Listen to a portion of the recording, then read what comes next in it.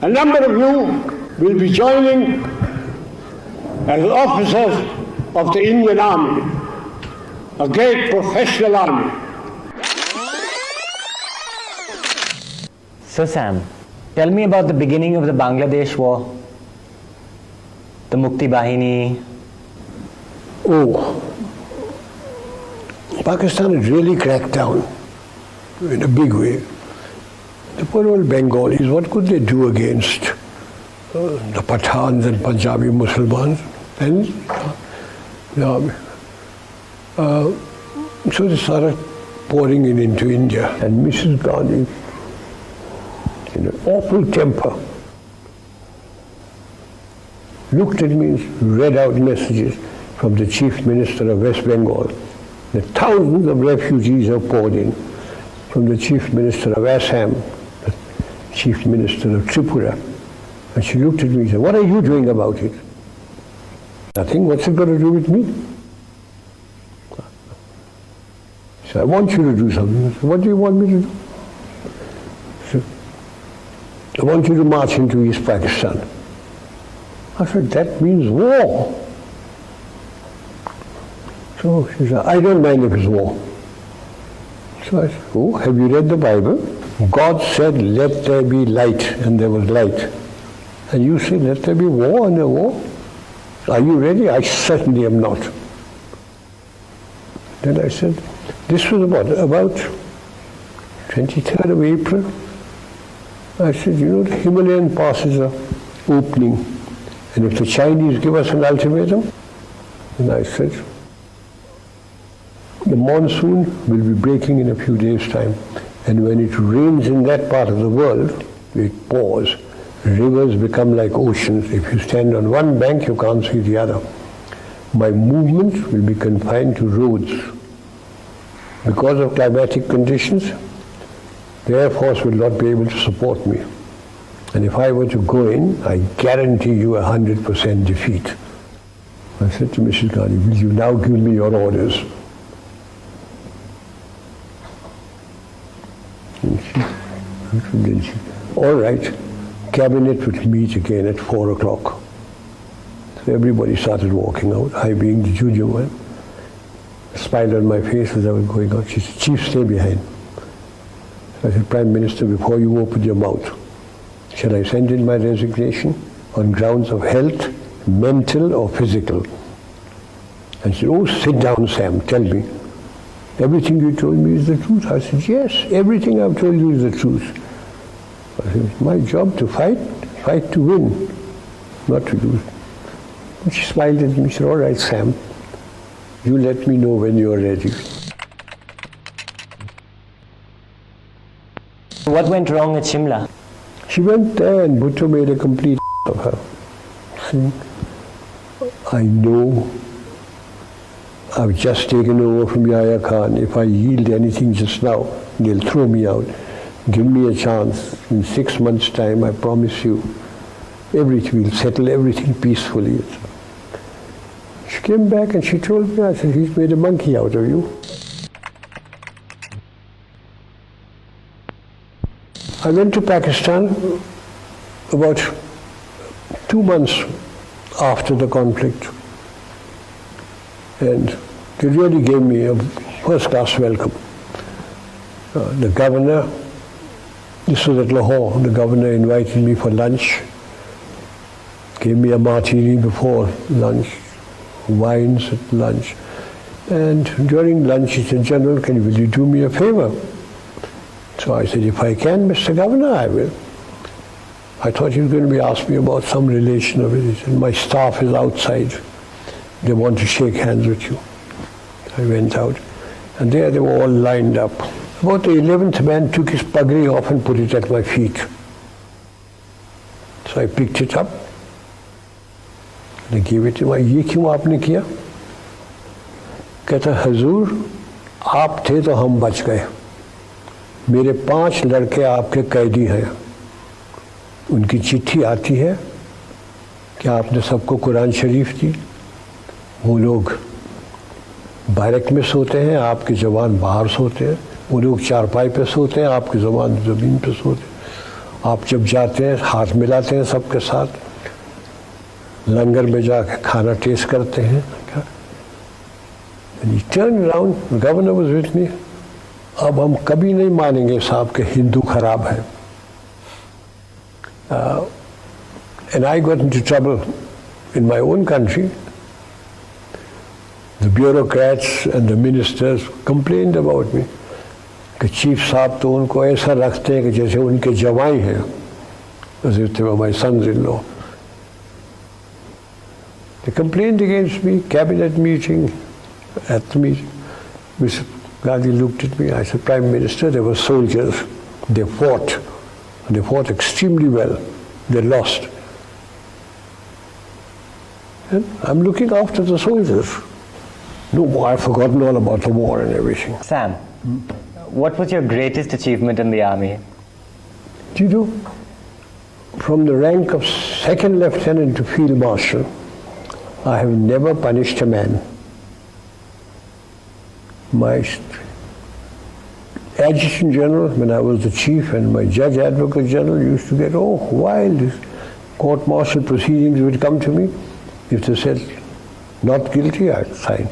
If they said guilty and punished, I'd take the file home, I'll look at it, I'll say, no, I think witness number 3 has lied with the so-and-so thing.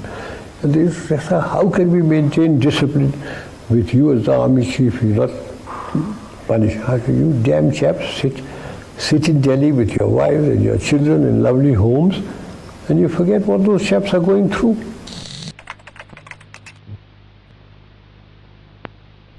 I couldn't go anywhere when people would ask, General, when are you taking over? One evening at 4 o'clock in my office, I was having tea when Mrs. Gandhi rang up. She was in Parliament House. And she rang up and said, Sam, are you very busy? And I said, Prime Minister, the army chief is always busy, but never too busy to talk to his Prime Minister. She said, can you come over? And I said, I'm having tea here. She said, oh, I'll give you tea. I said, I have good tea here, you'll give me muck. He said, oh, come over. So I said, okay. So I got hold of the ADC, I said, the girl wants me. Come on, get the car. The girl wants me. They always knew I'd talk like that. So we got into the car, went to Parliament House. She was sitting in her office in a kidney-shaped table. She was an actress, she was sitting down like this. I walked in my breezy way. I said, hello, Prime Minister. You seem worried. What's wrong? She said, I've got problems. So I said, oh, cry on my shoulder. What are your problems? And she looked me straight in the face and said, you are my problem. So I said, now what have I done? Have I made a speech? Have I done something stupid? So I said, what have I done now? She said, everybody says you're going to take over from me. So I said, and what do you think? She says, you can't. And I said, oh, you think I'm so incompetent? I didn't mean that, Sam. You wouldn't. She has a long nose, I have a longer one. I put my nose next to her. I want to tell you, I have no intention or even a thought of getting involved in politics or taking over, as long as I command my army without interference. Okay, I've told you enough about Mrs. Gandhi and myself. Moraji Desai. Ah, you want to know about Moraji Bhai. You've been dying to tell that story, haven't you? I've got 2 or 3 stories about Moraji Bhai.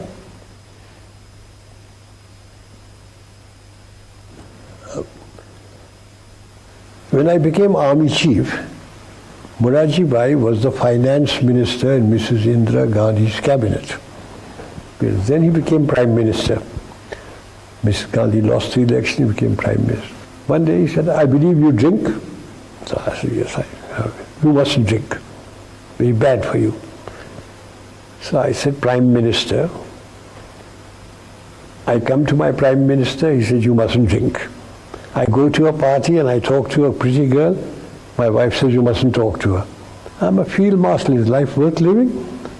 He says, your wife is quite right. Drinks and pretty girls will ruin you. I said, they haven't ruined me so far.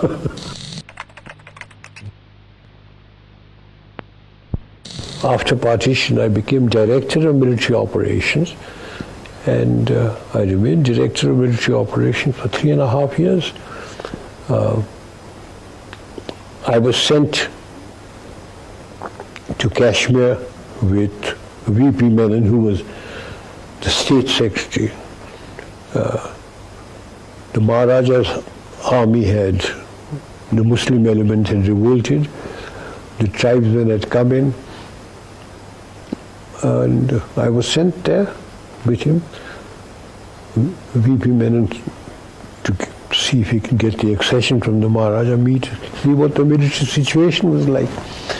And at about midnight, the Maharaja signed. He kept on saying, "You must send soldiers in." He said, "We can't send soldiers into your state unless you accede to India."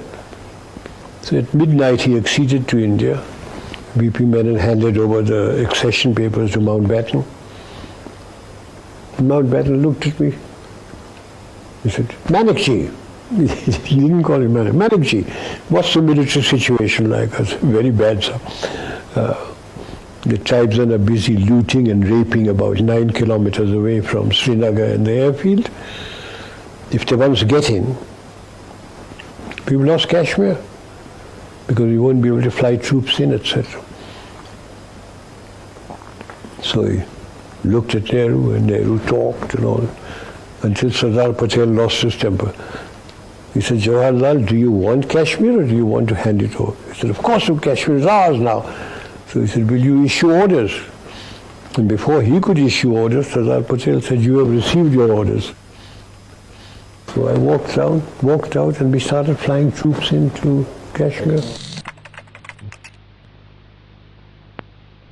What was your relationship with Sardar Patel like?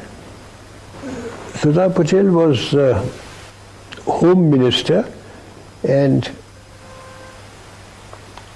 I had a good relationship with him.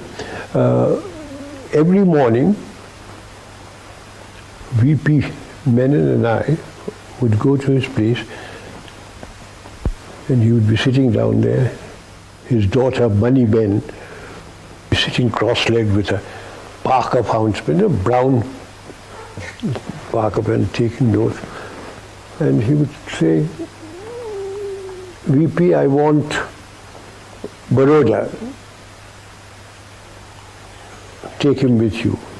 I would go as the bogeyman in uniform. When the killings were taking place in Calcutta, by British Commander-in-Chief, he came along and said, "Hey you, the Sardar wants you in Calcutta." So I said, "Why me, sir?" He said, "He phoned, he wants you there.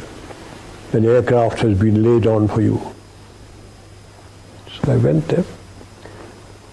The Sardar was with the Chief Minister, B.C. Roy.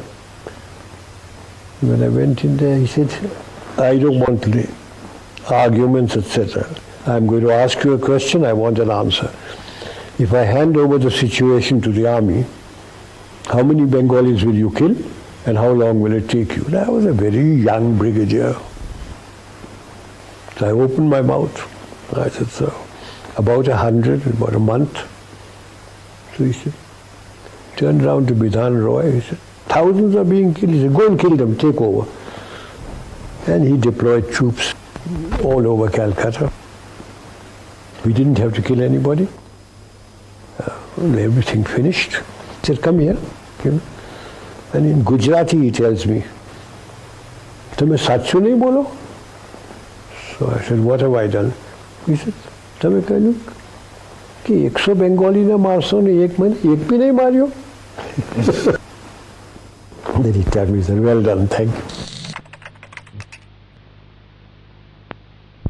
Then the Chinese came into Nifa, and General Kaul was sacked and Krishna Menon was removed, and Nehru sent for me. He said, "I've got a vigorous enemy. will you go and take over? And I said, I've been waiting 18 months for this, Prime Minister. And he said, oh, that was all a mistake. That was all a mistake. Will you go? I said, yes, I'll go. So I took over the thing. And so I always say that the Chinese came to my rescue. If the Chinese hadn't come in, and if Krishna Menon and Kaul hadn't been sacked, I don't know what they would have done with me.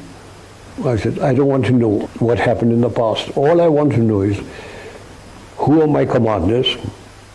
Where are the Chinese? How much ammunition have I got? How much oil, petroleum, and food have I got? And just leave the map to be here. Mr. Did. After half an hour, I rang the bell. They came in. And I said, I don't know whether I'm doing right or wrong, but these are my orders. And that was the time when the Chief of Staff took his hat off, flung it on the ground, jumped on it. He said, thank effing God, at last somebody is giving orders. We have never had orders before. And my orders were that we start advancing. They were. No, Khanna, Leisure. So Sam, tell me about when you joined the Gurkhas. Oh Lord.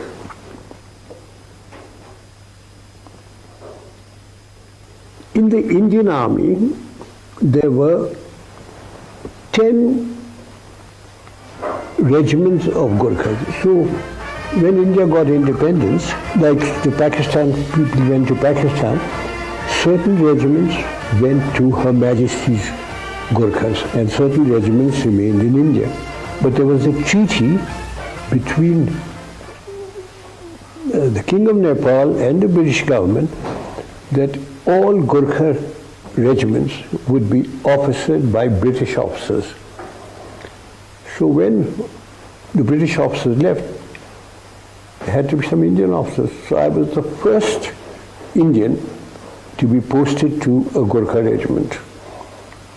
I, having been with the Frontier Force Regiment, now became a Gurkha. What year was this? 1947. 1947. And I met a Gurkha sentry. I looked at him and I said, asked him, "Tera naam kya hai?" And he said, "Har ka Bahadur Guru." Then I looked at him, "Mera naam kya hai?" And he thought and he said, "Sam Bahadur." I became Sam Bahadur.